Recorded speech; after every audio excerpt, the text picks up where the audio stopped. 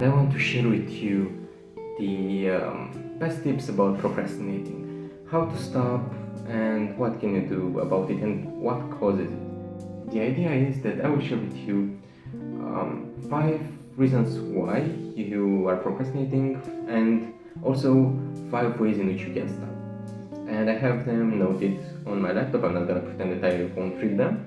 Let's go into them. The first one would be the lack of motivation. So that's typically a problem when you're younger. When you're a teen or when you're just starting and you don't necessarily know why you're doing certain things, you cannot feel that motivated. Or if you're doing something that ties into point number 2, which is lack of interest. The task that you're doing is not engaging, not interesting, not entertaining, so you'd much rather put it off. I've been there lots of times, and everybody who reached a certain age, I think, went through it in different settings. But yeah, this is a big one. Then you have fear of failure. If you're a perfectionist, as myself, it's extremely easy to get into this illusion of it has to be perfect, it has to be wonderful, I can do better.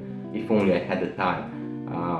Yeah, guess what? It's not gonna happen. You won't have time to get that work perfectly. And actually, if you're thinking of it, most pieces of work that stood the test of time are not a testament of perfection, but a testament of people who did wonderful or amazing things despite adversity or any other reason, to be honest. But this is one of them, and perfection is very rarely a reason why. And again, this is also point number 4, which is perfectionism, right? So you're worried the task is not going to be perfect and people might not love you as much as before, which is a tough one. The 5th one is distractions, and I'm lucky that I didn't get any notification on my phone or any call up until this point. But yes, if you have lots of things going on, if you have lots of projects, you are distracted in so many ways. Right now I'm supposed to be writing a paper, but I've been dealing with so many other things today that I felt that my focus was all over the place. So this is the reason why I was procrastinating today, and I'm the first to admit when I do it.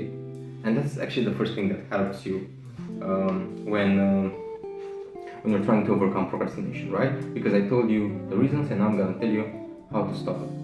So the idea is that you want to take accountability. You want to take accountability for your failures, for your successes, and to realize that, you know what, you've done this in the past, you got it, and the task that it is at hand is a task that you can accomplish. The second thing is to set clear goals, right? Which, come on, it's goal setting time of the year. Everybody has a video about it. I do myself have a video from last year, but there are so many videos on goal setting, and one thing that I learned about it, they need to be extremely measurable and not like I want to lose 5 kilograms, right? That's not good enough. It has to have a limited of time, and that means you have to say I want to lose 5 kilograms in 5 months, which means 1 kilogram per month, and I will achieve it in the following way, which is eating less, not eating during the night, and exercising 1 hour per day. Those are 3 simple rules that you can have. You shouldn't have too many rules because otherwise you will forget about them, but you should have a way of achieving it, right? It's the whole old spiel with SMART goals, but a bit more tailored. You don't have to go through the whole analysis, but you have to have a why, you have to have a what, and you have to have a how. Those three things are incredibly important. And this leads to the third thing, which is breaking your task into smaller steps. If something is too big, so don't think like my dissertation is right now. The best thing that you can do is break it down into chapters, and that's what I'm planning to do after I finish this video. So let's wrap it up because damn, I really want to sleep tonight.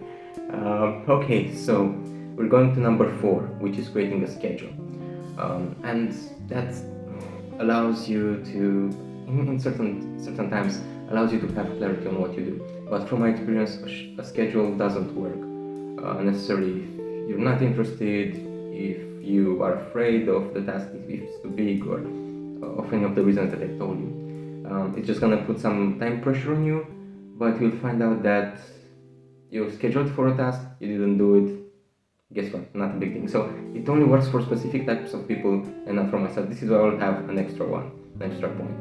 The 5th one is removing distractions. So try to put your phone on do not disturb, or find a place to work where nobody bothers you, like this Spartan office, or block your websites, or do anything that you need to do in order to stop yourself from procrastinating. And the extra point is talk with somebody who is specialized in it, with a therapist, with a person who knows techniques, knows tactics. Maybe they will work for you, and be patient with yourself because we've all been through it. So yeah, remember to stay accountable.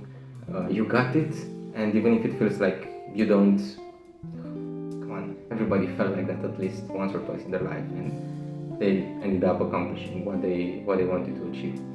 This is not a way of downplaying the feelings of inadequacy.